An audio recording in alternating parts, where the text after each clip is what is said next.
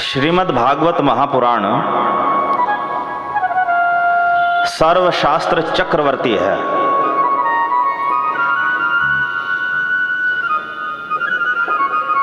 जैसे चक्रवर्ती राजा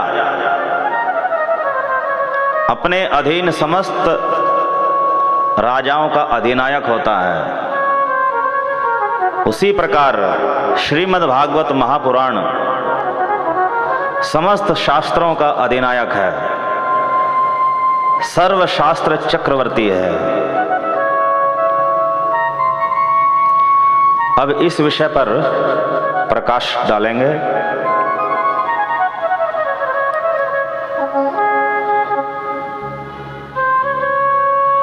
श्रीमद् भागवत का महात्म्य पद्म पुराण में वर्णित है। भागवत महात्म्य में उल्लेख प्राप्त होता है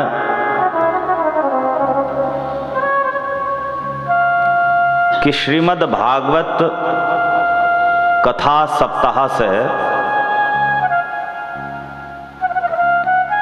ज्ञान वैराग्य का कल्याण हुआ,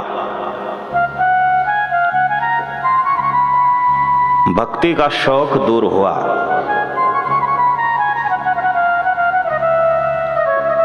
भक्ति, ज्ञान और वैराग्य ये तीनों निर्गुण हैं, तीन गुणों से परे हैं और मूर्त व अमूर्त, साकार व निराकार दो स्वरूपों में नित्य विराजमान है। जब भक्ति, ज्ञान, वैराग्य किसी उच्च कोटि के भक्त के हृदय में विराजमान होते हैं तो वह अमूर्त स्वरूप कहलाता है, बिना आकार वाला, निराकार।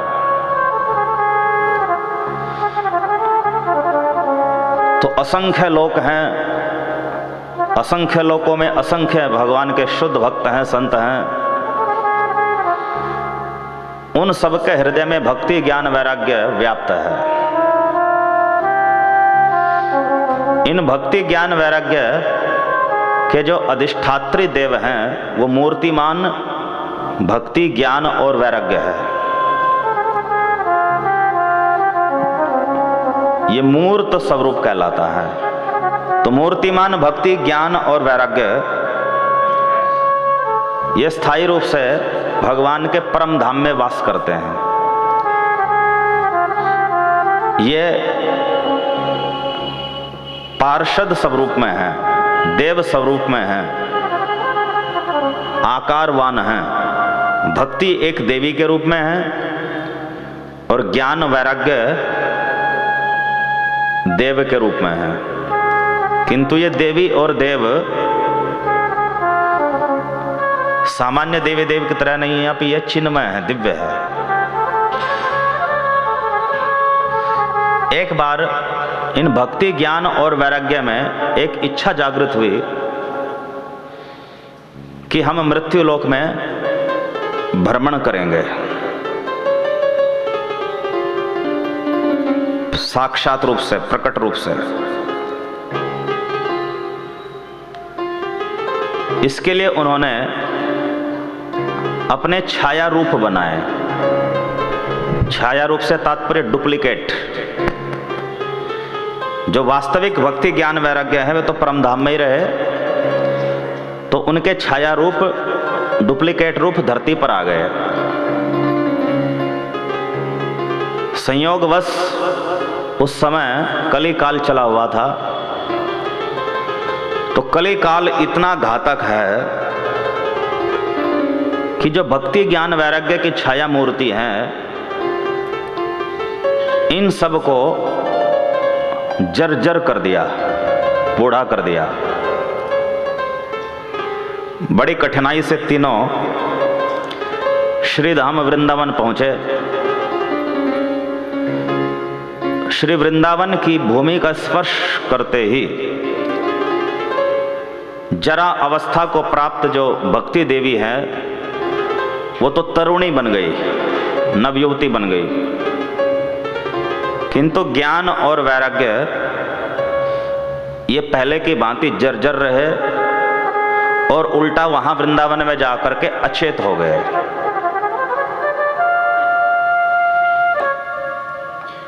तो भक्ति तरुणी क्यों हो गई, ज्ञान वैराग्य मूर्छित क्यों हो गए?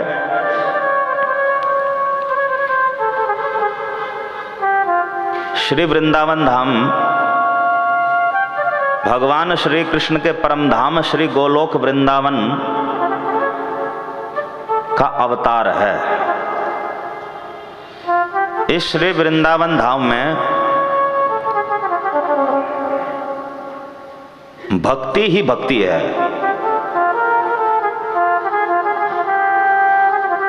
मुख्य रूप से साध्य भक्ति है, प्रेमा भक्ति है, जो नित्य सिद्ध परिकर होते हैं उनमें, और अनेक साधन सिद्ध भी होते हैं, अनेक साधक भी होते हैं।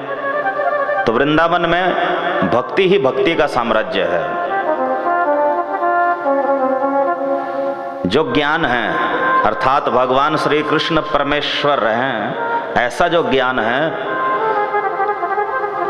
वो ज्ञान वृंदावन में माधुर्य के द्वारा परास्त होकर के रहता है। अर्थात वृंदावनवासी भगवान श्री कृष्ण को अपने स्वामी के रूप में, सखा के रूप में, लल्ला के रूप में, प्रियतम के रूप में देखते हैं। यद्यपि वो जानते हैं कि श्री कृष्ण परमेश्वर हैं, किंतु परमेश्वरता का भाव, भगवत्ता का भाव ब्रजवासियों में सम्यक रूप से उदित नहीं रहता। अर्थात वहां ज्ञान सुप्तावस्था में ही रहता है। ऐश्वर्य ज्ञान, भगवत्ता का ज्ञान सुप्त अवस्था में रहता है। रही बात वैराग्य की, वैराग्य का अर्थ होता है जड़ पदार्थों से विरक्ति। तो जो मूल चिन्मय वृंदावन है उसमें जड़ पदार्थ तो है ही नहीं। तो जब जड़ पदार्थ है ही नहीं तो वैराग्य की वहां संभावना ही नहीं।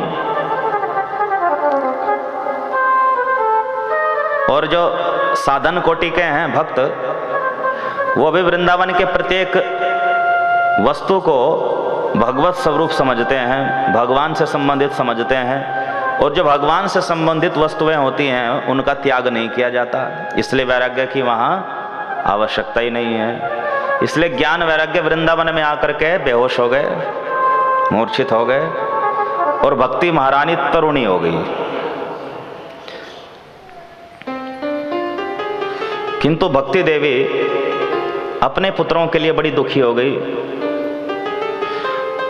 और यमुना के तट पर बैठकर विलाप कर रही थी। उसी समय देवर्षि नारद वहां पर पधारे, जो भक्ति के शक्त्यावेश अवतार हैं। भक्ति देवी ने देवर्षि नारद को अपनी व्यथा सुनाई। देवर्षि नारद भक्ति देवी की व्यथा सुनकर के बड़े व्यथित हुए और उन्होंने भक्ति देवी को आश्वासन दिया कि मैं तुम्हारा शोक अवश्य दूर करूंगा, ज्ञान वैराग्य को अवश्य सचेत करूंगा, जागृत करूंगा, और पहले की तरह इन्हें नवयुवक भी बनाऊंगा, तरुण भी बनाऊंगा। ऐसा संकल्प करके, ऐसा निश्चय करके देवर्षि नारद ने मूर्छित ज्ञान और वैराग्य के कानों में जोर जोर से वेद, वेदांत और श्रीमद् भगवद गीता का घोष करना, ध्वनि करनी शुरू कर दी। वेद वेदांत घोषैश्च गीता पाठैर्मुहुर्मुहुः बोध्यमानो तदा तेन कथंचिच्चोत्थितौ बलात्।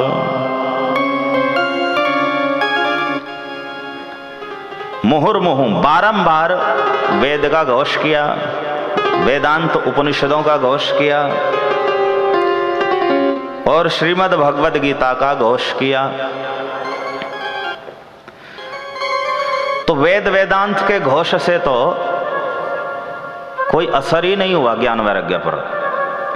हाँ, जब बारंबार श्रीमद् भगवद गीता का घोष किया तो श्रीमद् भगवद गीता में इतनी शक्ति थी कि उसे सुनकर के, अथवा ये कहिए कि श्रीमद् भगवद गीता के श्लोक ध्वनि जब ज्ञान वैराग्य के कानों में प्रविष्ट हुई तो वे जाग गए, जागृत अवस्था में आ गए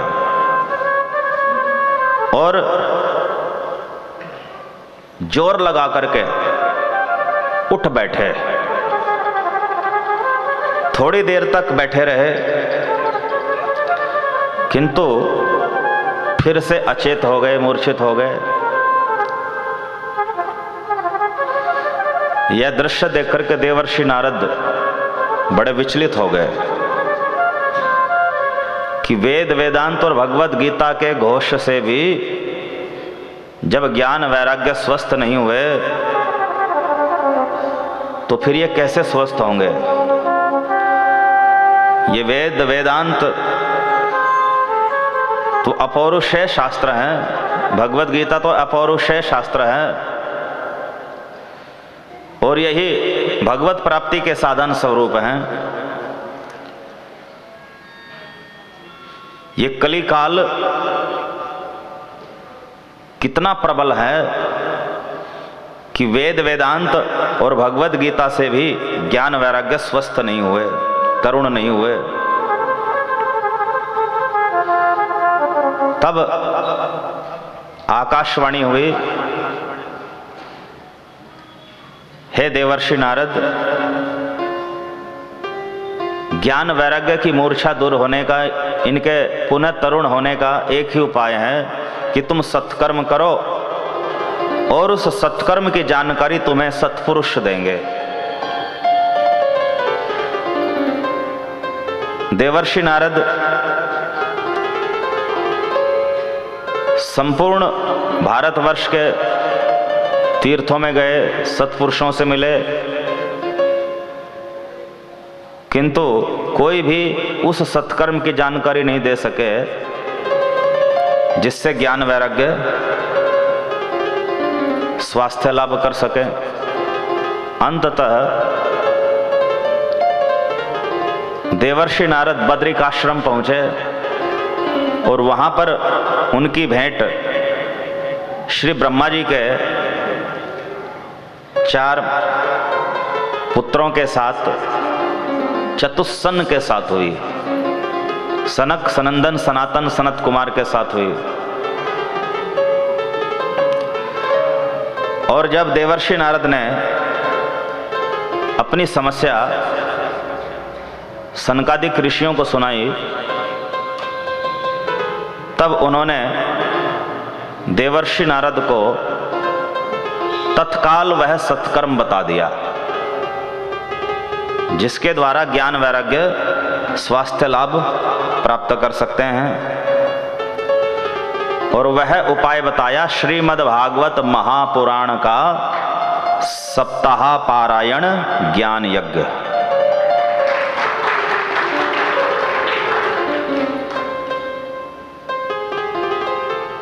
जब श्रीमद् भागवत महापुराण का नाम देवर्षि नारद ने सुना तो देवर्षि नारद ने कहा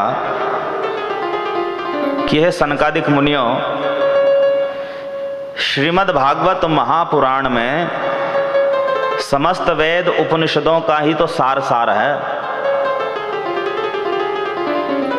महर्षि वेद व्यास ने श्रीमद् भागवत महापुराण में समस्त वेद उपनिषदों का सार सार डाला है। वेद उपनिषद ही तो श्रीमद् भागवत महापुराण का मूल है। तो जब मैंने समस्त वेद वेदांत श्रीमद् भगवद गीता आदि का उच्चारण करके देख लिया, उनसे जब ज्ञान वैराग्य को स्वास्थ्य लाभ नहीं हुआ, तो फिर श्रीमद् भागवत महापुराण से कैसे संभव है? तब श्री सनकादिक मुनियों ने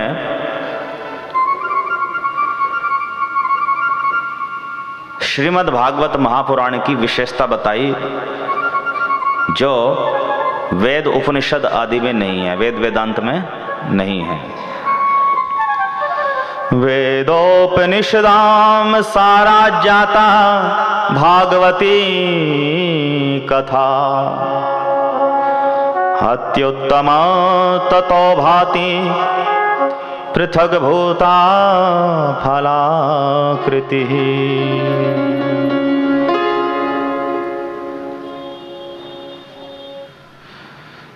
ये श्रीमद् भागवत की कथा वेद उपनिषदों का सार ही है। वेद उपनिषदों के सार से ही बनी हुई है भागवत की कथा, किंतु यह वेद उपनिषद से पृथक उनकी फल स्वरूपा होने के कारण उनसे भी श्रेष्ठ है। फलाकृति ही श्रीमद् भागवत महापुराण फल की आकृति में है, और वेद उपनिषद क्या है? वृक्ष की आकृति में है।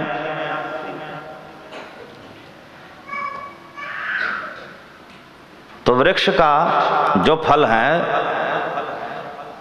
वो वृक्ष से श्रेष्ठ होता है। तो इसी प्रकार श्रीमद् भागवत महापुराण ये समस्त वेद शास्त्रों का फल स्वरूप है, फल रूप में है, फल आकृति में है, इसलिए यह समस्त शास्त्रों से श्रेष्ठ है। आमूलाग्रम रसस्तिष्ठन्नास्ते न स्वाद्यते यथा, सभूयः संपृथक् भूतः फले विश्वमनोहरः। आमूलाग्रम रसस्तिष्ठन् नास्ते न स्वाद्यते यथा। जिस प्रकार वृक्ष की जड़ से शाखाओं तक सर्वत्र रस रहने पर भी उसका आस्वादन नहीं किया जा सकता, उसका स्वाद ग्रहण नहीं किया जा सकता, जबकि रस जड़ से लेकर शाखाओं तक सब जगह होता है वृक्ष में, फिर भी उसका स्वाद नहीं लिया जा सकता। सभूयः संपृथक् भूतः फले विश्व मनोहरः। किंतु वही रस जब पृथक होकर फल के रूप में आ जाता है, तब वह विश्व में सभी को मनोहर लगने लगता है, प्रिय लगने लगता है।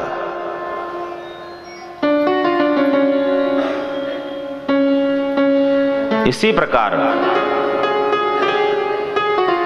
जो आनंद चिन्मय रस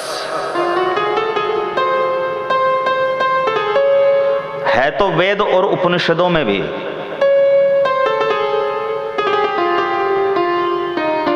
किंतु वेद उपनिषदों में वह आनंद चिन्मय रस आस्वादनीय नहीं है,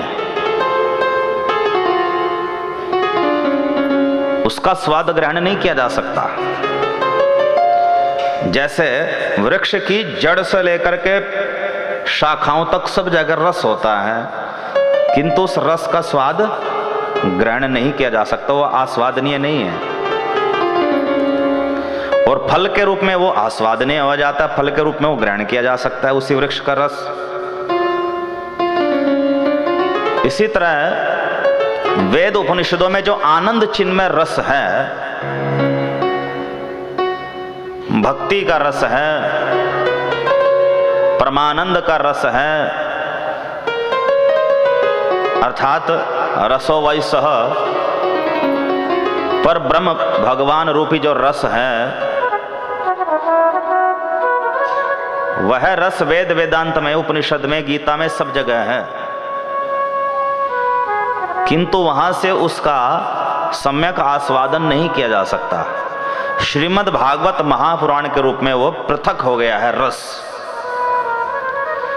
तो श्रीमद् भागवत महापुराण के रूप में उस आनंद चिन्मय रस का आस्वादन किया जा सकता है। इसलिए श्रीमद् भागवत महापुराण वेद उपनिषद आदि समस्त शास्त्रों से श्रेष्ठ होता है। यथा दुग्धे स्थितं सर्पिर्न स्वादायोपकल्पते पृथग्भूतं हि तद्गव्यं देवानां रसवर्धनम्। यथा दुग्धे स्थितं सर्पिर्न, घी दूध में पहले से ही रहता है। न स्वादायोपकल्पते, फिर भी दूध में घी का स्वाद नहीं लिया जा सकता।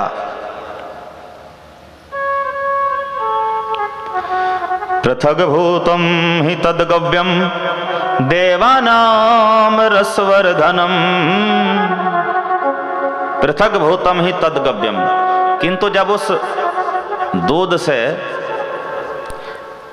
विभिन्न प्रक्रियाओं के माध्यम से घी को पृथक कर दिया जाता है तो वह गव्य, वह घृत देवानाम रसवर्धनम, देवताओं का भी स्वाद बढ़ाने वाला हो जाता है।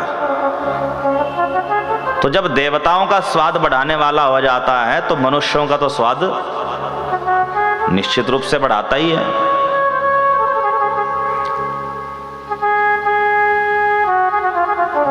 ठीक इसी प्रकार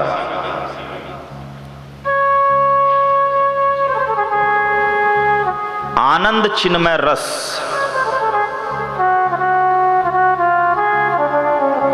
भगवद रस, भक्ति रस, भगवत प्रेम रस, ये वेद उपनिषद आदि समस्त शास्त्रों में हैं, किंतु वेद उपनिषदों में उस रस का स्वाद ग्रहण नहीं किया जा सकता।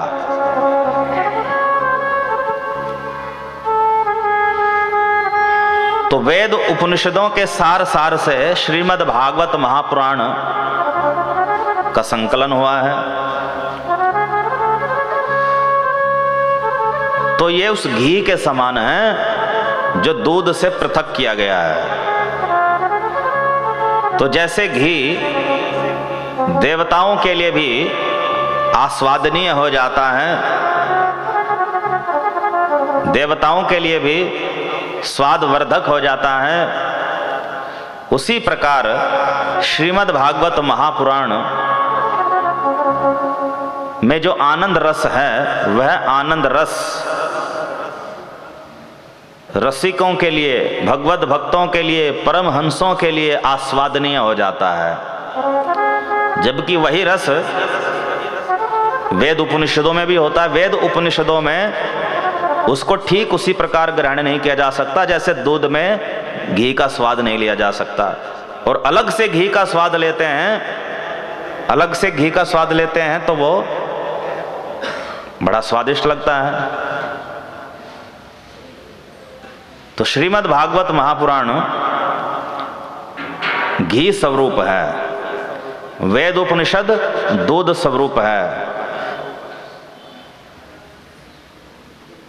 घी से यज्ञ भी होता है, हवन भी होता है, अनेक औषधियों का निर्माण भी होता है और घी का स्थायित्व भी, स्टेबिलिटी भी अधिक होती है। दूध तो बहुत शीघ्र सड़ जाता है, फट जाता है, किंतु घी स्थायी होता है। तो श्रीमद् भागवत महापुराण वेद आदि शास्त्रों से, उपनिषदों से, वेदांतों से उसी प्रकार श्रेष्ठ है जिस प्रकार घी दूध से श्रेष्ठ है। हरे कृष्ण कृष्ण कृष्ण हरे हरे, हरे राम राम राम हरे हरे। ईक्षणामपि मध्यान्तं शर्करा व्याप्य तिष्ठति, पृथग्भूता च सामिष्टा तथा भागवती कथा। ईक्षणामपि मध्यान्तं शर्करा व्याप्य तिष्ठति।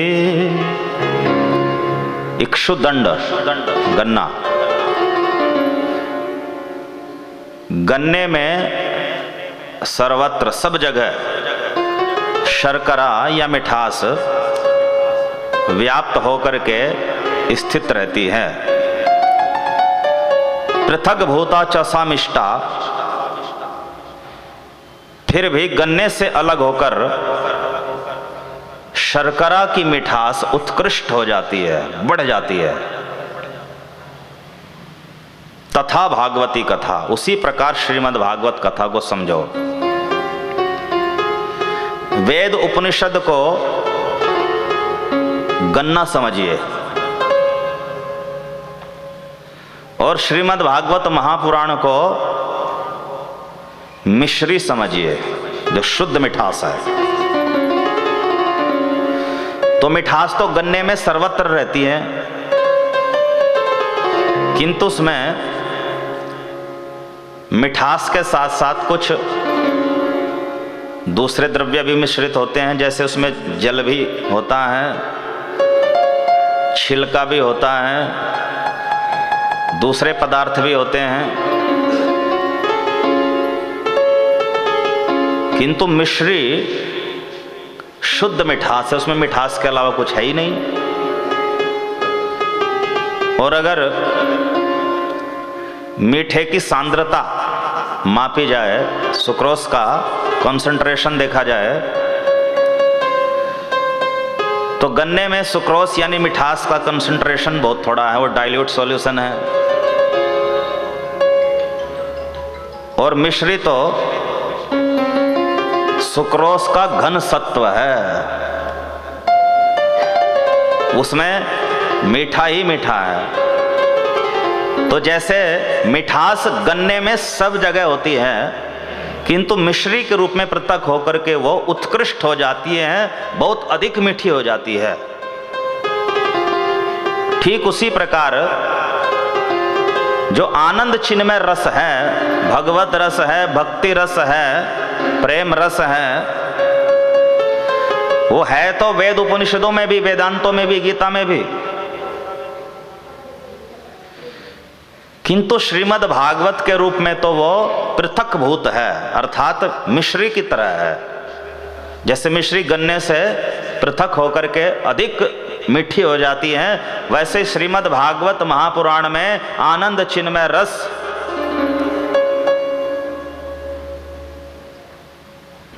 बहुत अधिक मधुर हो गया है, अत्यंत मधुर हो गया है।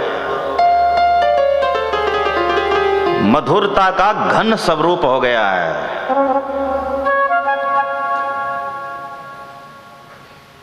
इसलिए है देवर्षि नारद,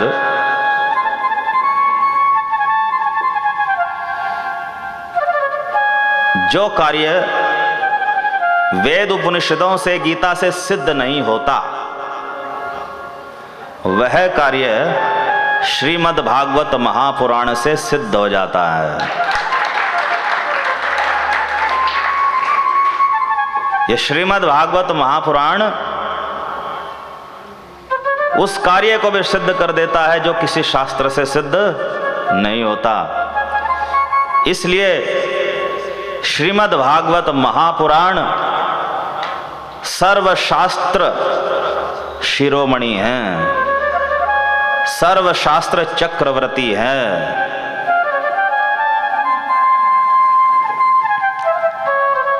अतः हे नारद जी, आप हरिद्वार के आनंद वन में श्रीमद् भागवत महापुराण की कथा का बड़े भव्य स्तर पर आयोजन करो। हम वहीं पर ज्ञान वैराग्य के निमित्त श्रीमद् भागवत कथा सुनाएंगे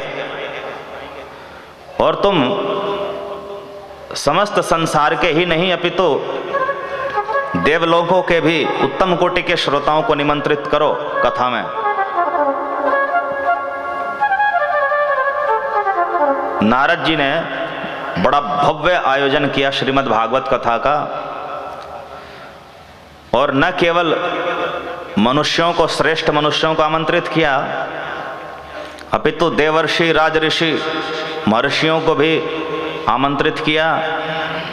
नदियों और सागरों के अधिष्ठात्री देवों को भी आमंत्रित किया, तीर्थों के अधिष्ठात्री देवों को भी आमंत्रित किया, और तो और ब्रह्मलोक में जाकर के वेद आदि शास्त्रों के जो अधिष्ठात्री देव हैं, मूर्तिमान वेद शास्त्र हैं, उन सबको भी कथा में आमंत्रित किया।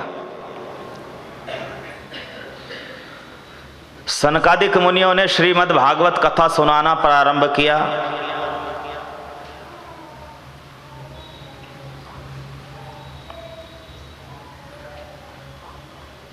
इस श्रीमद् भागवत कथा की विशेषता क्या थी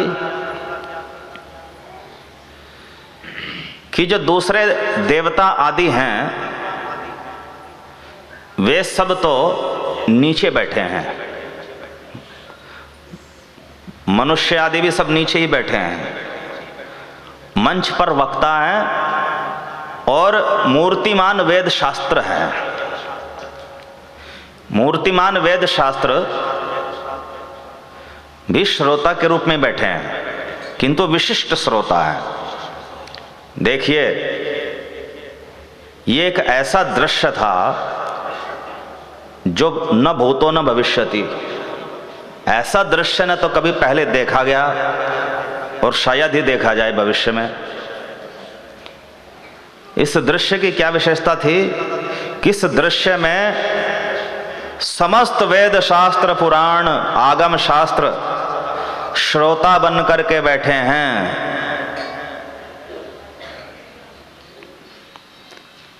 हरे कृष्ण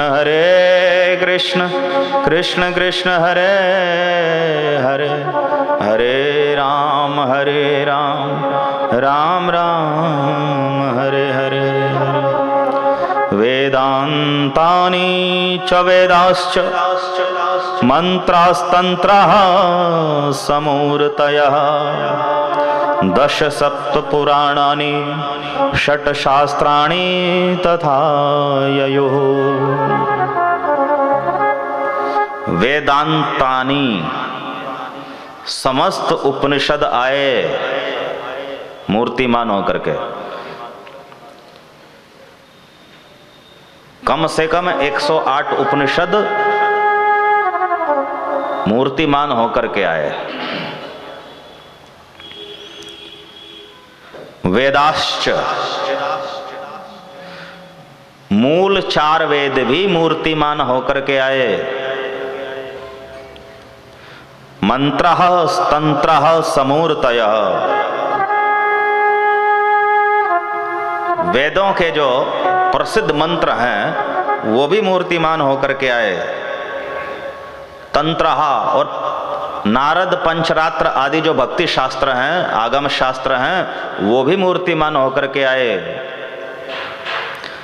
दश सप्त पुराणानि, और 17 पुराण भी मूर्तिमान होकर के आए। षट शास्त्राणि तथा ययो, और 6 दर्शन शास्त्र, योग दर्शन, सांख्य दर्शन, वैशेषिक दर्शन, मीमांसा दर्शन, न्याय दर्शन और वेदांत दर्शन यानी ब्रह्मसूत्र, ये 6 दर्शन भी मूर्तिमान होकर के आए। और यही तो सारा वैदिक साहित्य है, संपूर्ण वैदिक साहित्य ही आ गया। जो वैदिक साहित्य मुख्य रूप से भगवत तत्व का निर्धारण करने में उपयोगी हैं, वह सारा वैदिक साहित्य आ गया। तो श्रीमद् भागवत महापुराण की कथा में सारा वैदिक साहित्य श्रोता बन करके आया।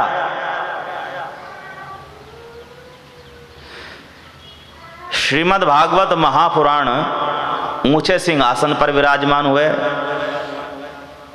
और अन्य समस्त वैदिक साहित्य स्वरूप जितने भी धर्म ग्रंथ हैं वो सब नीचे, किंतु विशिष्ट श्रोता बन करके विराजित हुए।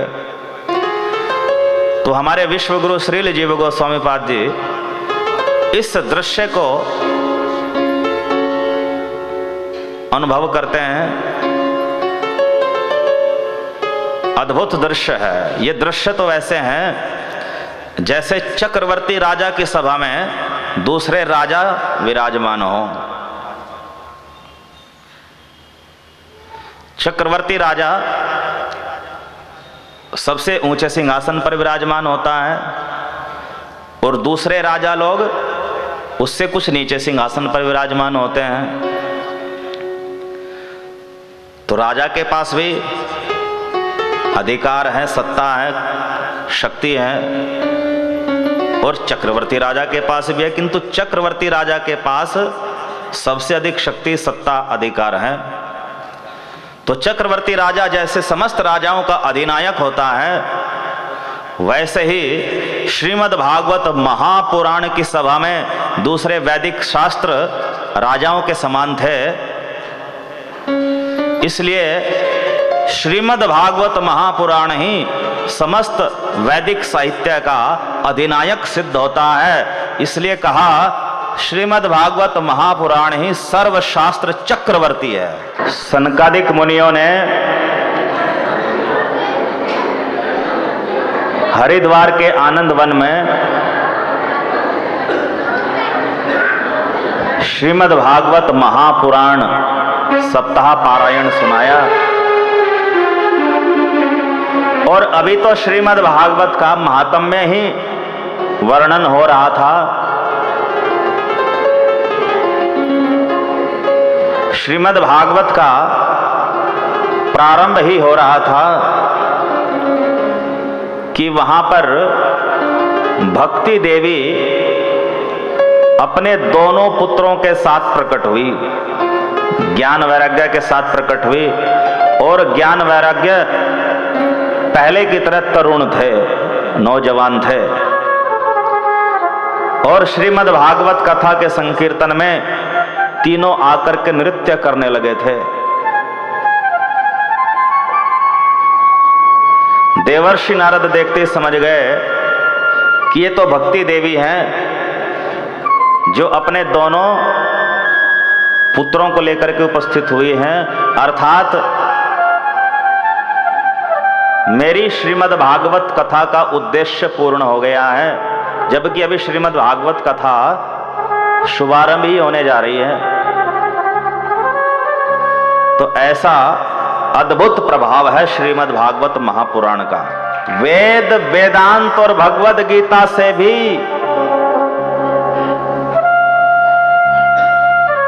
जो ज्ञान वैराग्य स्वस्थ नहीं हुए, तरुण नहीं हुए, वे श्रीमद् भागवत महापुराण की कथा से तरुण हो गए और नृत्य करने लगे। इससे सिद्ध होता है कि वेद के लिए भी जो असंभव है, उपनिषद वेदांत के लिए भी जो असंभव है, श्रीमद् भगवद गीता के लिए भी जो असंभव है, वह कार्य श्रीमद् भागवत महापुराण के लिए संभव है।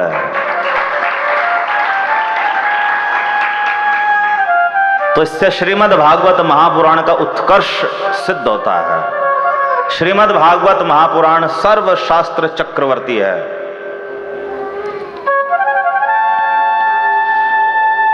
और जब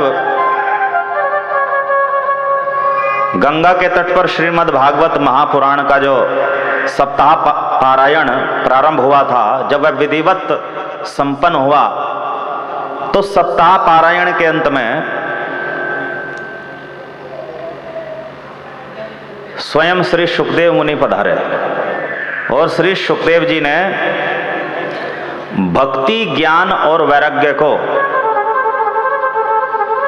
सदा सदा के लिए कलयुग में सुरक्षित करने के लिए श्रीमद् भागवत महापुराण के भीतर प्रवेश करा दिया। भक्ति ही सुताभ्याम सह रक्षिता सा शास्त्रे स्वकीये तदा शुकेन अतो हरिर्भागवतस्य सेवनाचितं समायाति हि वैष्णवानां।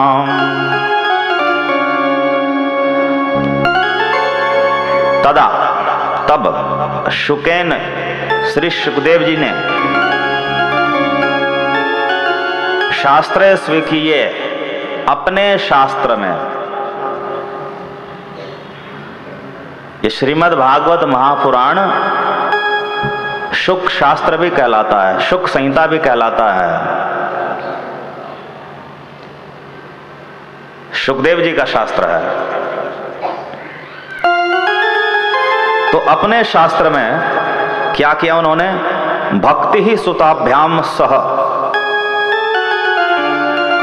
भक्ति को उसके दोनों पुत्रों के साथ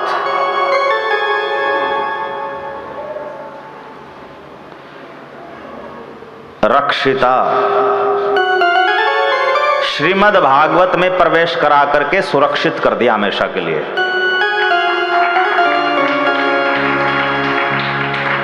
तो श्रीमद् भागवत महापुराण में भक्ति, ज्ञान, वैराग्य तीनों विद्यमान हैं।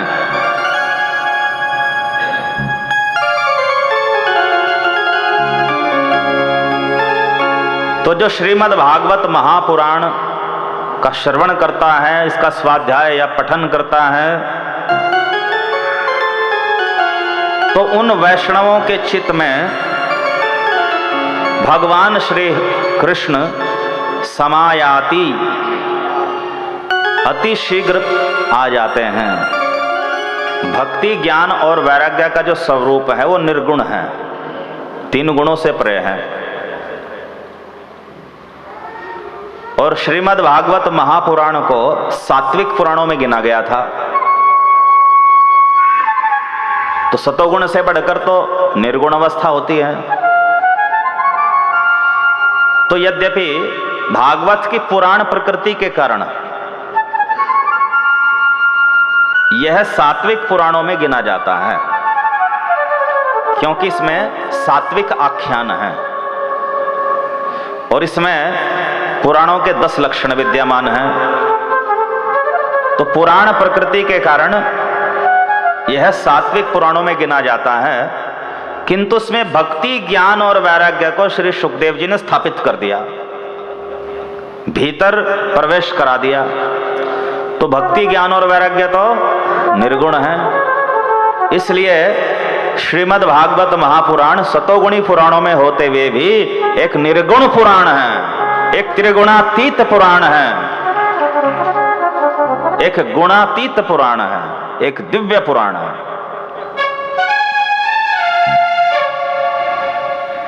और ऐसी बात नहीं कि केवल इसमें भक्ति, ज्ञान और वैराग्य ही प्रतिष्ठित हैं।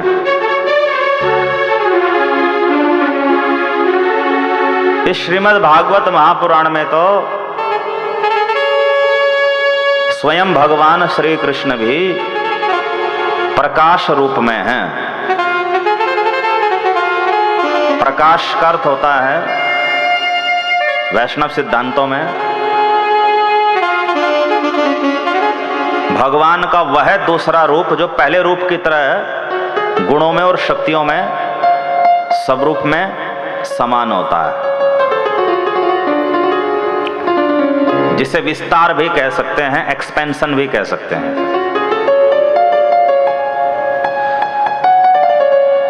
भगवान श्री कृष्ण अपने विस्तार रूप में, प्रकाश रूप में श्रीमद् भागवत में साक्षात विद्यमान है। जब भगवान श्री कृष्ण अपने परम धाम पधार रहे थे, कृष्ण लोक की द्वारिका में जा रहे थे, तो श्री उद्धव जी ने भगवान श्री कृष्ण से निवेदन किया था, हे प्रभु, यदि आप इस भूलोक से अपने परमधाम चले जाओगे तो तत्काल इस भूलोक पर कलिकाल आ जाएगा। कलिकाल आएगा तो फिर से अधर्म की वृद्धि होगी, धर्म का ह्रास होगा। इसलिए हे प्रभु, मेरा निवेदन है, आप कृपया मत जाइए, इसी संसार में रह जाइए। भगवान श्री कृष्ण ने उद्धव जी का आग्रह स्वीकार करके अपना प्रकाश रूप प्रकट किया। प्रकाश का अर्थ केवल लाइट ही नहीं होता, ज्योति ही नहीं होता। प्रकाश का अर्थ विस्तार भी होता है, एक दूसरा स्वरूप, अपने जैसा ही दूसरा स्वरूप प्रकट किया। पूर्णात पूर्णमुदच्यते, पूर्ण से जो प्रकट होता है वो भी पूर्ण होता है। तो पूर्ण श्री कृष्ण में से जो उनका प्रकाश रूप प्रकट हुआ वो भी पूर्ण श्री कृष्ण है। भगवान श्री कृष्ण में जो जो तेज है, शक्ति है, वो सब उनके प्रकाश रूप में भी हैं। तो भगवान श्री कृष्ण अपने स्वयं रूप से तो अदृश्य होकर के अपने परम धाम चले गए और प्रकाश रूप से श्रीमद् भागवत में प्रवेश कर गए। ऐसा श्री सूत जी ने कहा है भागवत महात्म्य में 3:61-62 में। स्वकीयम यद भवे तेजस्तच्च भागवते दधात तिरोधाय परविष्टोऽयं श्रीमद्भागवतार्णवम्। श्रीमद्भागवतार्णवम्, यह श्रीमद्भागवत एक अर्णव है, एक महासागर है। तिरोधाय प्रविष्टोऽयं, भगवान श्री कृष्ण स्वयं रूप से तो अंतर्धान होकर के अपने कृष्ण लोक चले गए और प्रकाश रूप से प्रविष्टोयम श्रीमद् भागवत में प्रवेश कर गए, श्रीमद् भागवत रूपी सागर में प्रवेश कर गए। स्वीकियम यद भवेत् तेजः तच्च भागवते दधात। भगवान श्री कृष्ण में जितना तेज है, जितनी शक्ति है, वो सारी शक्ति श्रीमद् भागवत महापुराण को दे दी। अब भगवान श्री कृष्ण तो सर्वशक्तिमान सर्वगुण संपन्न है। तो भगवान श्री कृष्ण में जो जो शक्तियां, जो जो तेज, जो जो विभूतियां, जो जो गुण हैं, वह सब प्रकाश रूप के माध्यम से श्रीमद् भागवत को प्रदान कर दिया। तेनेयम वांगमयी मूर्ति प्रत्यक्षा वर्तते हरे। तब से यह श्रीमद् भागवत महापुराण भगवान श्री कृष्ण की प्रत्यक्ष शब्दमयी मूर्ति बन गई।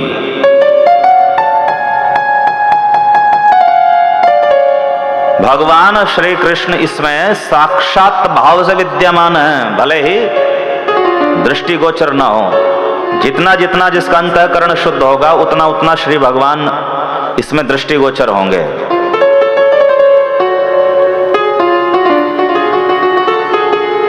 तो भगवान श्री कृष्ण साक्षात रूप से भागवत में हैं और श्री कृष्ण त्रिगुणातीत है, माया के अधीन नहीं है, मायापति हैं। मायाध्यक्षेण प्रकृति सूयते सचराचरम, गीता 9:10। इस श्लोक में श्री कृष्ण कहते हैं मायाध्यक्षेण प्रकृति ही, प्रकृति का मैं अध्यक्ष हूं, मैं प्रकृति का स्वामी हूं, मैं माया का स्वामी हूं, मैं मायापति हूं। और माया के 3 गुण है, सतोगुण, रजोगुण, तमोगुण। इसलिए श्री कृष्ण 3 गुणों से परे हैं, 3 गुणों से ऊपर हैं, त्रिगुणातीत है, निर्गुण है। तो एक तो भक्ति ज्ञान वैराग्य निर्गुण है और भगवान श्री कृष्ण भी निर्गुण है।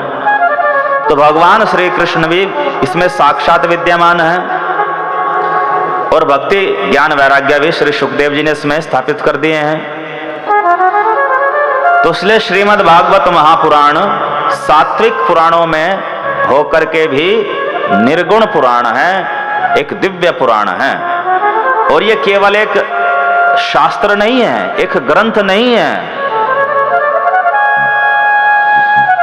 ये साक्षात भगवान श्री कृष्ण हैं। सेवना श्रवणात् पाठात् दर्शनात् पापनाशिनी।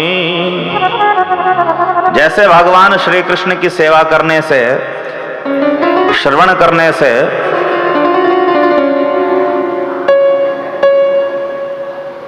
पाप का नाश हो जाता है, दर्शन करने से पाप का नाश हो जाता है, वैसे श्रीमद् भागवत महापुराण की सेवा करने से, इसका श्रवण करने से, इसका स्वाध्याय या पाठ करने से, दर्शन करने से समस्त प्रकार के समस्त पाप नष्ट हो जाते हैं। और केवल पाप ही नष्ट होते हो ऐसी बात नहीं, श्री कृष्ण ही प्राप्त हो जाते हैं भागवत से। और जब श्री कृष्ण प्राप्त हो जाते हैं तो श्री कृष्ण के पास जो जो है वो सब कुछ प्राप्त हो सकता है श्रीमद् भागवत से। जैसे मंदिर में भगवान श्री कृष्ण का अर्चा विग्रह, उनकी प्रतिमा को स्थापित किया जाता है प्राण प्रतिष्ठा के द्वारा, और फिर उन्हें भगवान श्री कृष्ण मानकर ही, भगवान से अभिन्न जानकर ही उनकी सेवा पूजा की जाती है, वैसे ही श्रीमद् भागवत महापुराण भी सेवनीय है। इनकी भी सेवा पूजा की जा सकती है। और प्रतिमा की तो प्राण प्रतिष्ठा करनी होती है, इसकी प्राण प्रतिष्ठा भी नहीं करनी होगी, क्योंकि इसमें प्रत्यक्षा वर्तते हरे, इसमें श्री हरि प्रत्यक्ष विद्यमान है। विश्व गुरु श्रील जीव गोस्वामी पाद जी ने श्रीमद् भागवत महापुराण को भगवान श्री कृष्ण का पूर्ण प्रतिनिधि माना है। पूर्ण प्रतिनिधि वह सब कार्य कर सकता है जिसका वह प्रतिनिधि है।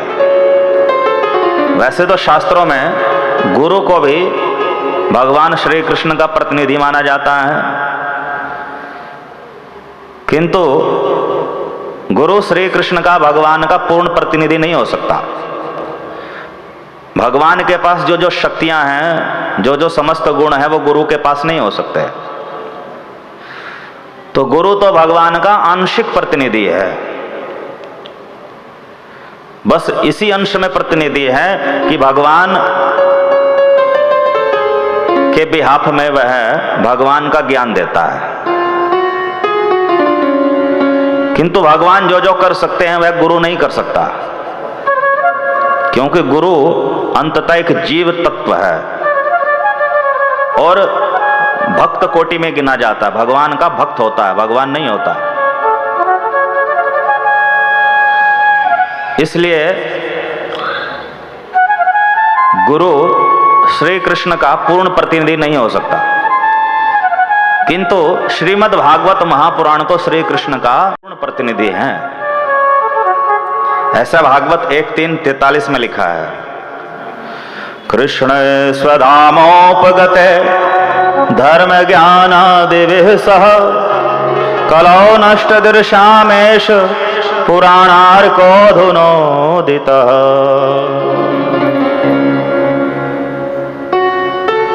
कृष्ण स्वधामोपगते धर्म ज्ञान आदि भी सह, धर्म ज्ञान और बाद में लगा दिया आदि भी, तो उसमें वैराग्य भी आ गया, भक्ति भी आ गया, सब सद्गुण भी आ गए। जब भगवान श्री कृष्ण धरती पर थे उस समय धर्म ज्ञान भक्ति वैराग्य सद्गुण आदि भगवान श्री कृष्ण की शरण में थे।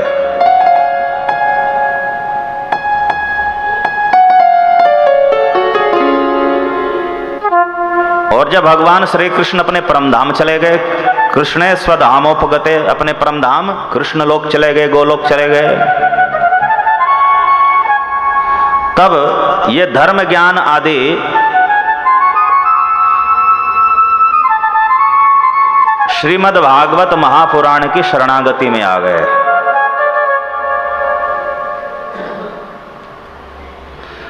कलौ नष्ट दृशामेश पुराणार्को धुनोदितः। कलौ नष्ट दृश्याम, कलयुग ने जिनकी ज्ञान दृष्टि को, विवेक दृष्टि को नष्ट भ्रष्ट कर दिया है, उनके लिए श्रीमद् भागवत महापुराण रूपी सूर्य अब उदित हो गया है। और जो धर्म, ज्ञान, भक्ति, सद्गुण आदि श्री कृष्ण के शरणागत थे, वे सभी श्रीमद् भागवत महापुराण के शरणागत हो गए हैं।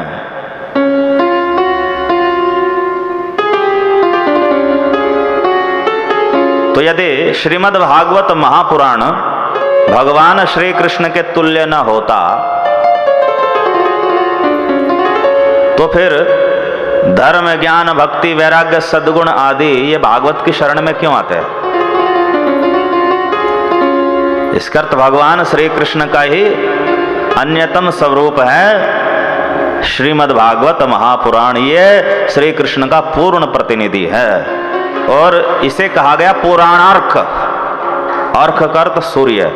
ये भागवत सूर्य के समान है।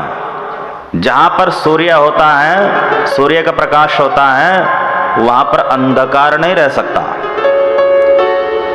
इसी प्रकार जिनके हृदय में श्रीमद् भागवत का प्रकाश हो जाता है, वहां पर अज्ञान का अंधकार नहीं रह सकता।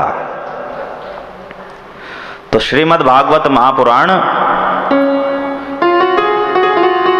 समस्त प्रमाणों में सर्वश्रेष्ठ सिद्ध होता है।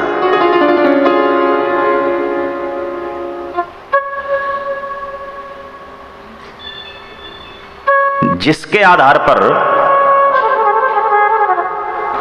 परमेय का ज्ञान प्राप्त होता है, उसे प्रमाण कहते हैं। तो परमेय अर्थात वेद्य या जानने योग्य तत्व, वो तो स्वयं भगवान है। तो भगवान है परमेय, परमात्मा है परमेय। तो भगवान या परमात्मा का ज्ञान यथार्थ रूप में जिसके आधार पर प्राप्त होता है, जिसके माध्यम से प्राप्त होता है, उसे प्रमाण कहते हैं।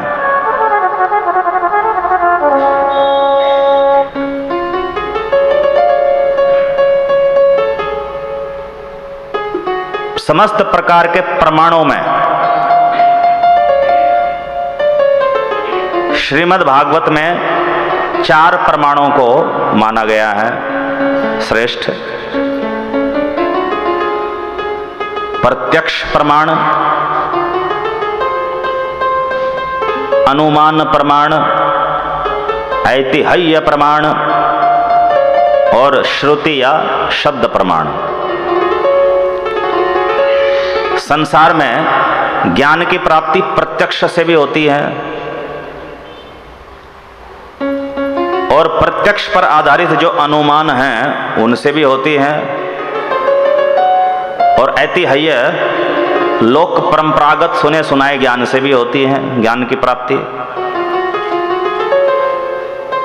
किंतु प्रत्यक्ष, अनुमान, ऐतिह्य, ये जो 3 प्रकार के प्रमाण हैं, इनके द्वारा परमेश्वर का ज्ञान प्राप्त नहीं हो सकता। क्यों? क्योंकि मनुष्य के पास ज्ञान प्राप्ति के जो साधन हैं, इंद्रियां, मन, बुद्धि, ये सब 4 दोषों के द्वारा दूषित हैं।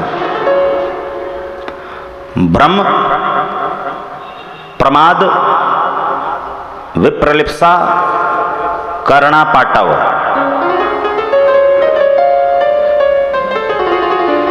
मनुष्य की बुद्धि भ्रमित हो जाती है, इसलिए भगवान के विषय में भी उसे भ्रम हो सकता है। जो भगवान नहीं है उसे भगवान मान सकता है। मनुष्य के मन में प्रमाद होता है, उस प्रमाद के कारण वह त्रुटि कर सकता है। तो इसलिए वह भगवान के संदर्भ में निर्णय लेते समय त्रुटि कर सकता है। विप्रलिप्सा, मनुष्य की बुद्धि में विप्रलिप्सा या ठगने की प्रवृत्ति होती है, छलने की प्रवृत्ति होती है। इसलिए कोई व्यक्ति जो वास्तव में ज्ञानी नहीं है वो अपने आप को ज्ञानी की तरह प्रस्तुत कर सकता है और लोगों को छल सकता है।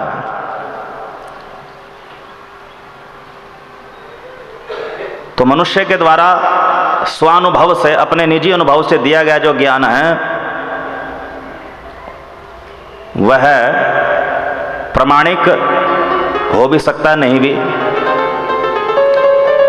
चौथा, कर्णा पाटव, इंद्रियों की अपटुता अर्थात इंद्रियों की अपूर्णता। मनुष्य की सभी इंद्रियां अपूर्ण हैं और परमात्मा पूर्ण है। अपूर्ण इंद्रियों के द्वारा पूर्ण परमात्मा का ज्ञान प्राप्त करना संभव नहीं है। इसलिए यदि कोई व्यक्ति परमात्मा के विषय में अपना अनुभव ज्ञान सुनाता है और उसका अनुभव शास्त्रों पर आधारित नहीं, तो वह अनुभव ज्ञान ब्रह्म, प्रमाद, विप्रलिप्सा, कर्णा पाटव इन 4 दोषों के कारण अपूर्ण हो सकता है। तो इसलिए भागवत ने कहा श्रुति प्रमाण सर्वश्रेष्ठ है। तो वेद आदि शास्त्रों का जो प्रमाण है वो श्रेष्ठ है, क्योंकि वो अपौरुषेय शब्द हैं, परमात्मा के शब्द हैं। परमात्मा पूर्ण है और परमात्मा के शब्द भी पूर्ण है। उनमें भ्रम, प्रमाद, कर्णा पाटा, विप्रलिप्सा ये दोष होते नहीं। इसलिए शास्त्रों का जो ज्ञान है वो पूर्ण ज्ञान है, त्रुटि मुक्त ज्ञान है। तो वेद आदि शास्त्रों को श्रुति प्रमाण कहा गया। तो परमात्मा के विषय में श्रुति प्रमाण ही सर्वश्रेष्ठ है। प्रत्यक्ष, अनुमान, ऐतिह्य यह प्रमाण श्रेष्ठ नहीं है। तो यदि परमात्मा को प्राप्त करना है तो श्रुति प्रमाण पर, वेद आदि शास्त्रों के प्रमाण पर उसी प्रकार निर्भर रहना होगा जैसे कोई बालक अपने पिता के संदर्भ में ज्ञान प्राप्ति करना चाहता है, अपने पिता का परिचय जानना चाहता है, तो वह अपनी माता के शब्दों पर निर्भर रहता है।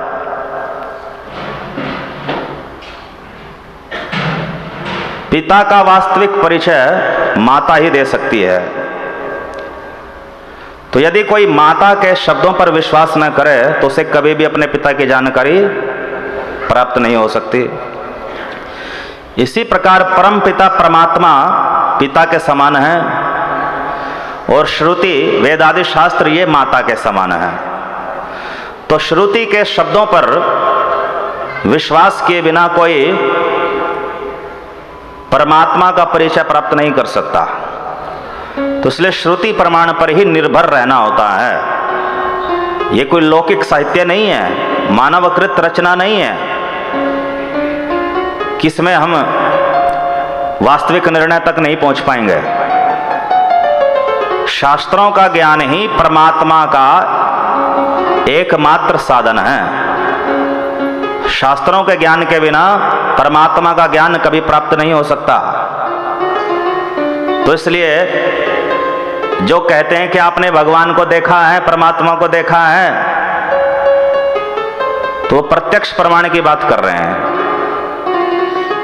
इन जड़ इंद्रियों के द्वारा परमात्मा कभी देखे ही नहीं जा सकते। परमात्मा जड़ नहीं है, वो सच्चिदानंद है। और इंद्रियां जो है, मन बुद्धि, ये जड़ है। तो जड़ इंद्रियां, मन और बुद्धि के द्वारा सच्चिदानंद भगवान कैसे देखा जा सकता है? असंभव।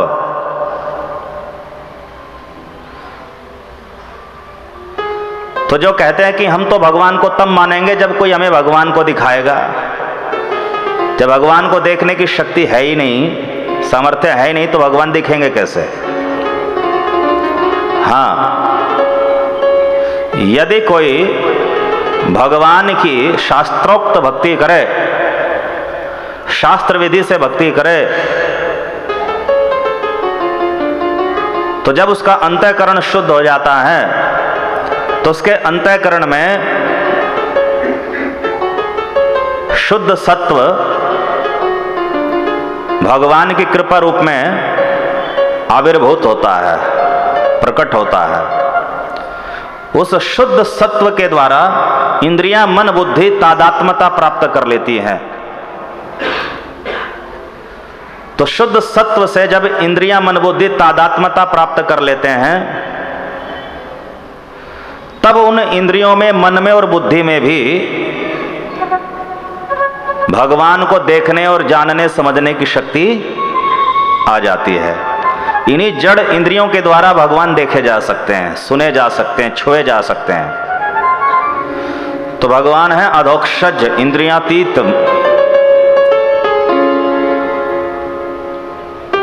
और मनुष्य की इंद्रियां हैं अपूर्ण, बुद्धि और मन दोषों से पूर्ण है। इसलिए दोषपूर्ण इंद्रियों या मन के द्वारा भगवान कभी प्रत्यक्ष नहीं हो सकते। इसलिए प्रत्यक्ष प्रमाण अधूरा है, निर्भरता योग्य नहीं है। और प्रत्यक्ष प्रमाण पर आधारित अनुमान प्रमाण ये भी निर्भरता योग्य नहीं है। और सुनी सुनाई लोक वार्ता भी निर्भरता योग्य नहीं है। ऐतिह्य प्रमाण भी निर्भरता योग्य नहीं है। तो परमेश्वर के संदर्भ में श्रुति प्रमाण ही निर्भरता योग्य है। श्रुति को वेद कहते हैं। मूल 4 वेदों के अलावा एक 5वां वेद भी होता है, इतिहास और पुराण। तो इतिहास, पुराण और मूल 4 वेद प्रमाण हैं। इनमें भी पंचम वेद स्वरूप इतिहास पुराण को मूल 4 वेदों से श्रेष्ठ प्रमाण सिद्ध किया। इतिहास पुराणों में भी इतिहास अर्थात महाभारत से श्रेष्ठ पुराण के प्रमाण को सिद्ध किया। पुराण भी 3 प्रकार के होते हैं, तामसिक, राजसिक, सात्विक। इन 3 प्रकार के पुराणों में भी सात्विक पुराणों को श्रेष्ठ सिद्ध किया। इन 6 सात्विक पुराणों में भी श्रीमद् भागवत महापुराण को श्रेष्ठ सिद्ध किया। फिर श्रीमद् भागवत महापुराण को सर्वशास्त्र चक्रवर्ती के रूप में सिद्ध किया। और अंततः यह भी सिद्ध किया कि श्रीमद् भागवत साक्षात भगवान ही हैं, इसलिए निर्गुण है। सात्विक पुराणों में होकर के भी ये त्रिगुणातीत है। इसलिए शब्द प्रमाण में भी, श्रुति प्रमाण में भी श्रीमद् भागवत ही सर्व प्रमाण चक्रवर्ती है, सर्व प्रमाण शिरोमणि है। इससे बढ़कर भगवान की जानकारी के लिए और कोई प्रमाण नहीं है। जो भागवत के द्वारा परमेश्वर को नहीं जान पाया, तो समझ लीजिएगा उसको कोई और शास्त्र भगवान का बोध नहीं करा सकते। भगवान का बोध, भगवान का यथार्थ ज्ञान, भगवान का तत्व ज्ञान, ब्रह्म का तत्व ज्ञान यथार्थ रूप में जब भी होगा, श्रीमद् भागवत महापुराण के द्वारा ही होगा। प्रमाण, प्रमेय और प्रमाता, इन तीनों का युग्म है। प्रमाण जिसके आधार पर जाना जाता है, प्रमेय जिसे जाना जाता है, प्रमाता जो जानना चाहता है, जो जानने वाला है, उसे प्रमाता कहते हैं। जैसे ज्ञाता, ज्ञान, ज्ञेय, इन 3 का युग्म है। ज्ञाता जानने वाला, ज्ञेय जानने योग्य, और ज्ञान जिससे जाना जाए।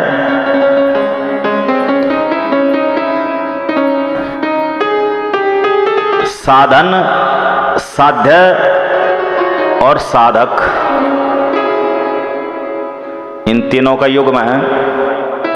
साध्य जो प्राप्त करना है, जो उद्देश्य है।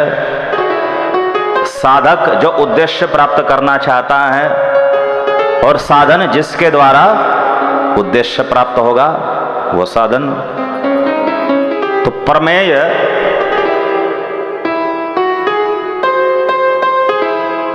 जो जानना है और प्रमाण जिसके आधार पर जानना है। तो समस्त परमाणुओं में चक्रवर्ती, समस्त परमाणुओं में शिरोमणि कौन है? श्रीमद् भागवत महापुराण।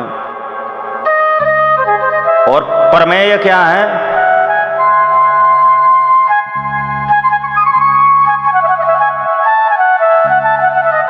प्रतिपाद्य विषय।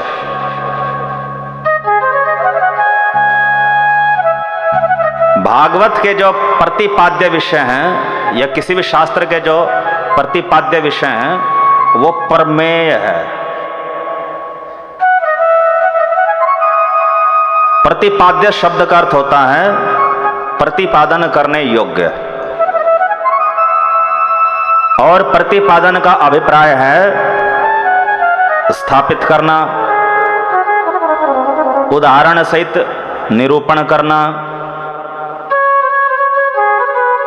व्याख्या करना। ये प्रतिपादन के अर्थ हैं। तो इसलिए प्रतिपाद्य विषय का तात्पर्य होगा स्थापित करने योग्य विषय, उदाहरण सहित निरूपण करने योग्य विषय,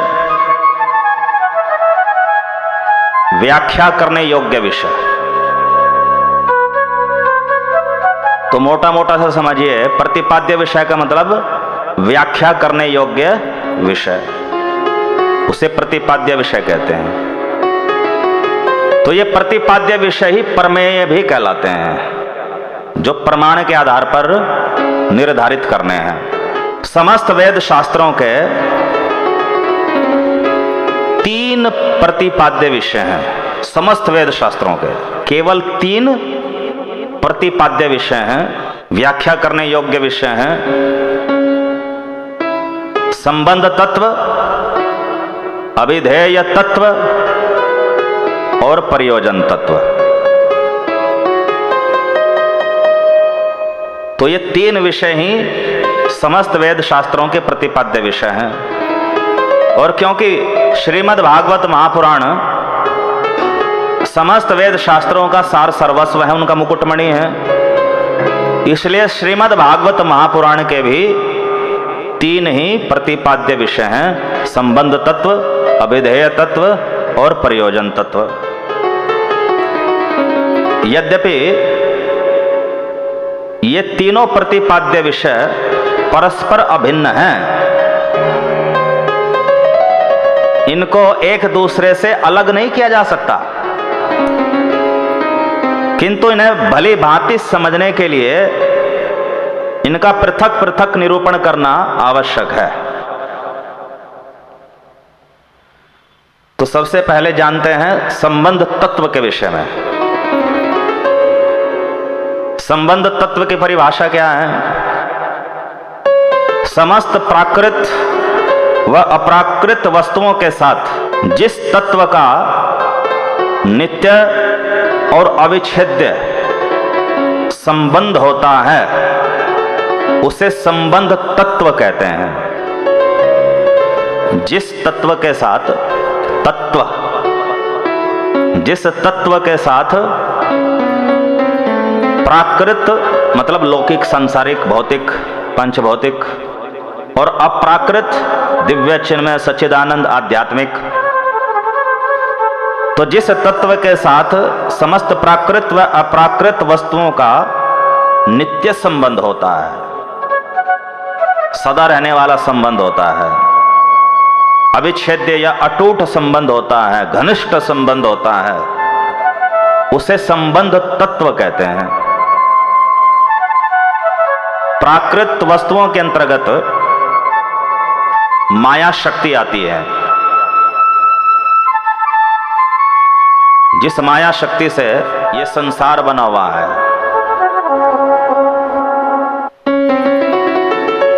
जड़ जगत आता है, ये भौतिक जगत आता है, प्राकृत वस्तुओं में, और यहां तक कि काल भी प्राकृत वस्तुओं में ही सम्मिलित है।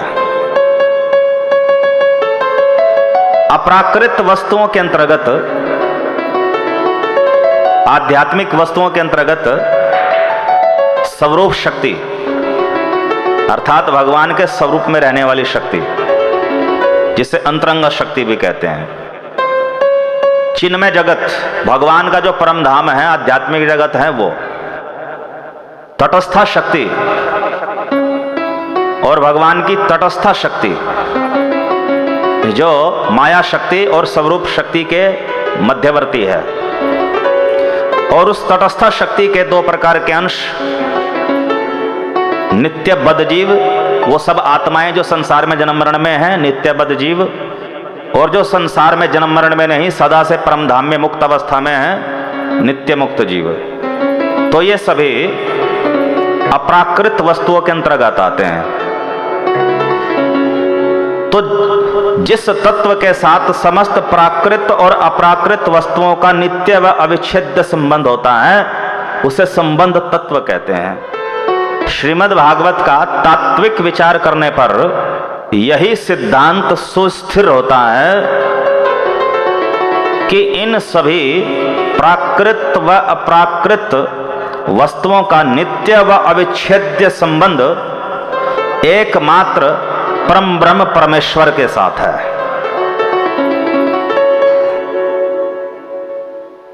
परम ब्रह्म परमेश्वर ही संबंध तत्व है।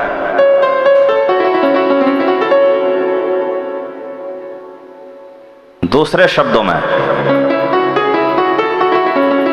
श्रीमद् भागवत शास्त्र संबंध तत्व परम ब्रह्म परमेश्वर का प्रतिपादक है, और संबंध तत्व परम ब्रह्म परमेश्वर श्रीमद् भागवत शास्त्र का प्रथम प्रतिपाद्य विषय है। हरे कृष्ण कृष्ण कृष्ण हरे हरे, हरे राम राम राम हरे हरे हरे।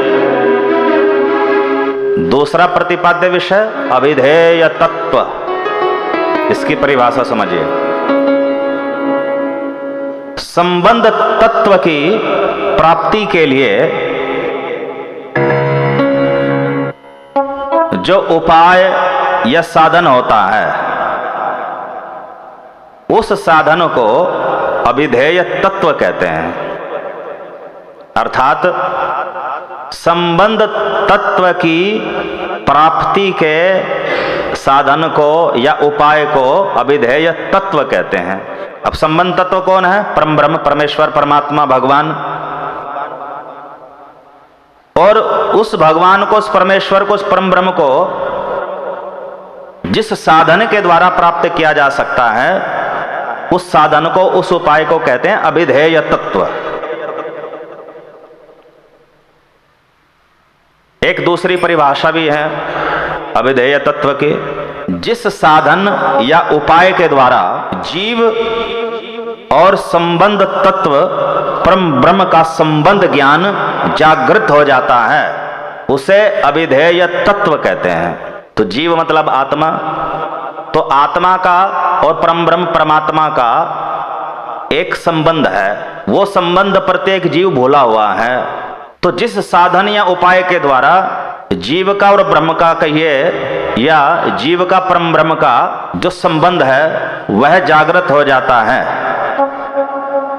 उस उपाय या साधन को अविधेय तत्व कहते हैं। श्रीमद् भागवत का तात्विक विचार करने पर यही सिद्धांत सुस्थिर होता है, निष्पन्न होता है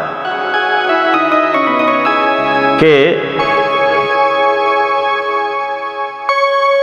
परम ब्रह्म की जो भक्ति है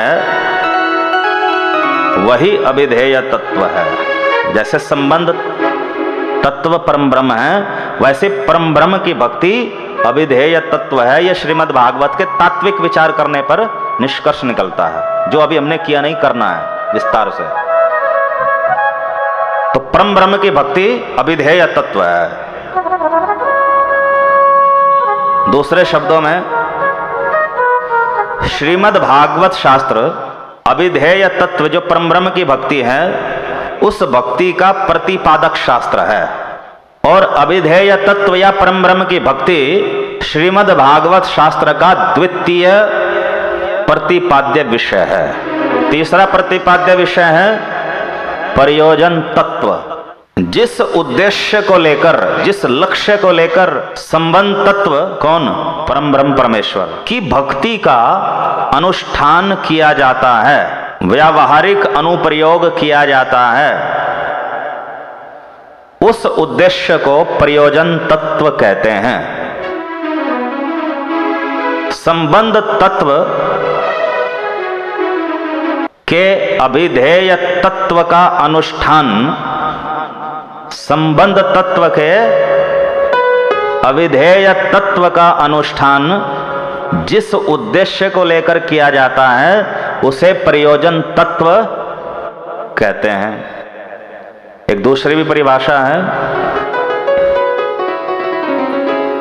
अविधेय तत्व द्वारा अर्थात भक्ति के द्वारा, परम ब्रह्म की, परमेश्वर की भक्ति के द्वारा संबंध तत्व परम ब्रह्म परमेश्वर और जीव के संबंध ज्ञान को जागृत करने का जो उद्देश्य है उस उद्देश्य को प्रयोजन तत्व कहते हैं। भक्ति के द्वारा जीव और परम ब्रह्म के संबंध को जागृत करने का उद्देश्य क्या है, क्यों संबंध को जगाना है जो जीव और परम ब्रह्म के बीच में नित्य विच्छेद्य है। तो उस क्यों का उत्तर, उस उद्देश्य को कहते हैं प्रयोजन तत्व। ये प्रयोजन तत्व ही मानव मात्र का ध्येय है या लक्ष्य है या साध्य है। जैसे एक होता है ध्याता या ध्यानी, और एक होता है ध्यान, एक होता है ध्येय। ध्यानी, ध्यान, ध्येय। तो ध्येय जो लक्ष्य है और ध्यान जो लक्ष्य को पाने का साधन है, और ध्यानी जो लक्ष्य पाना चाहता है। हरे कृष्ण कृष्ण कृष्ण हरे हरे, हरे राम राम राम हरे हरे। तो प्रयोजन तत्व ही संपूर्ण मानव जाति का ध्येय या लक्ष्य है।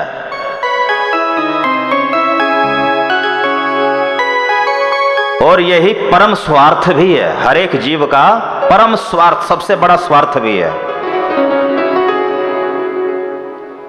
श्रीमद् भागवत का तात्विक विचार करने पर यह सिद्धांत सुस्थिर होता है कि परम ब्रह्म की प्रीति,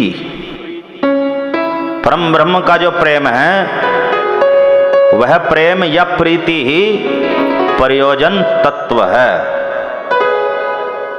इस प्रीति में ही, परम ब्रह्म की इस प्रीति में ही परमानंद की उपलब्धि है, परमानंद का अनुभव है।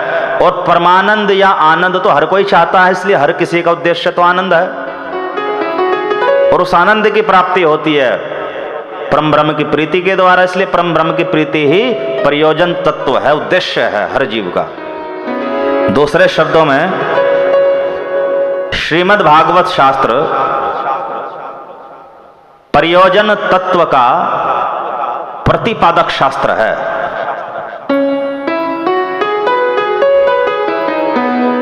और प्रयोजन तत्व या परम ब्रह्म की प्रीति श्रीमद् भागवत शास्त्र का तीसरा प्रतिपाद्य विषय है। संक्षेप में भागवत शास्त्र के 3 ही ऐसे विषय हैं जो व्याख्या करने योग्य हैं, प्रतिपाद्य विषय हैं। पहला संबंध तत्व, दूसरा विधेय तत्व और तीसरा प्रयोजन तत्व। तो श्रीमद् भागवत की तत्वालोचना के बाद, तत्व विचार करने के बाद यह निष्कर्ष निकलता है कि संबंध तत्व तो परम ब्रह्म है, परमेश्वर है, परम भगवान है। अविधेय तत्व उनकी भक्ति है और प्रयोजन तत्व उनकी प्रीति है। श्री चैतन्य महाप्रभु ने श्री सनातन गोस्वामी को कहा है, श्री चैतन्य चरितामृत 2:20-143 नंबर प्यार में, वेद शास्त्र कहे संबंध अविधेय प्रयोजन, कृष्ण कृष्ण भक्ति प्रेम तिन महाधन। वेद शास्त्र कहे संबंध अविधेय प्रयोजन, कृष्ण कृष्ण भक्ति प्रेम तिन महाधन। समस्त वेद शास्त्र तीन ही व्याख्या योग्य विषयों की व्याख्या करता है, संबंध, अविधेय और प्रयोजन। तो श्री चैतन्य महाप्रभु ने निर्धारित कर दिया कि कृष्ण संबंध तत्व या परम ब्रह्म है, कृष्ण भक्ति अविधेय तत्व है, परम ब्रह्म की भक्ति है, और कृष्ण प्रेम या कृष्ण प्रीति प्रयोजन तत्व है। तो कृष्ण, कृष्ण भक्ति, कृष्ण प्रीति, ये तीन ही समस्त वेद शास्त्रों के महाधन हैं और यही भागवत का भी महाधन है। अब क्या कोई कृष्ण को कृष्ण भक्ति से पृथक कर सकता है? क्या कोई कृष्ण भक्ति को कृष्ण प्रीति या कृष्ण प्रेम से पृथक कर सकता है? नहीं कर सकता है। तीनों भिन्न होकर के भी अभिन्न है। तो इसलिए जब संबंध तत्व अर्थात कृष्ण की व्याख्या करते हैं तो उसमें कहीं ना कहीं कृष्ण भक्ति, कृष्ण प्रेम भी आ जाते हैं। जब अविधेय तत्व या कृष्ण भक्ति की व्याख्या करते हैं तो उसमें श्री कृष्ण और उनका प्रेम भी आ जाता है। जब श्री कृष्ण प्रीति की व्याख्या करते हैं, प्रेम की व्याख्या करते हैं, तो उसमें स्वयं श्री कृष्ण और कृष्ण की भक्ति भी आ जाती है। तो इन तीनों को पूर्णतः पृथक पृथक करना असंभव है, किंतु विषयों को समझने के लिए इनका पृथक पृथक ही उल्लेख करना पड़ता, विवेचना करनी पड़ती है। हरे कृष्ण कृष्ण कृष्ण हरे हरे, हरे राम राम राम हरे हरे। तो अब हम अगला विषय शुरू करते हैं। श्रीमद् भागवत महापुराण के आधार पर प्रतिपाद्य विषयों का निर्धारण। श्री चैतन्य महाप्रभु ने तो कह दिया कि कृष्ण, कृष्ण भक्ति, कृष्ण प्रेम, ये तीन निर्धारित विषय हैं, प्रतिपाद्य विषय हैं। तो अब हमें विवेचना करनी है कि क्या कृष्ण ही संबंध तत्व है, क्योंकि संबंध तत्व परम ब्रह्म परमेश्वर को कहा। तो यदि हम कृष्ण को संबंध तत्व मानते हैं तो उसका अर्थ है कि कृष्ण ही परम ब्रह्म परमेश्वर है। तो क्या भागवत के द्वारा यह तथ्य सिद्ध हो सकते हैं? क्या यह सिद्धांत सिद्ध हो सकता है? इसको देखना है। क्या श्रीमद् भागवत के द्वारा कृष्ण भक्ति ही अविधेय तत्व या सबसे बड़ा साधन सिद्ध होता है? क्या श्रीमद् भागवत के द्वारा प्रयोजन तत्व के रूप में कृष्ण प्रेम ही सिद्ध होता है? कृष्ण प्रीति ही सबसे बढ़कर है? क्या मोक्ष आदि जो प्रयोजन है वो छोटे रह गए? तो अब हमें प्रतिपाद्य विषयों का निर्धारण करना है। संबंध तत्व कौन है, अविधेय तत्व कौन है, प्रयोजन तत्व कौन है।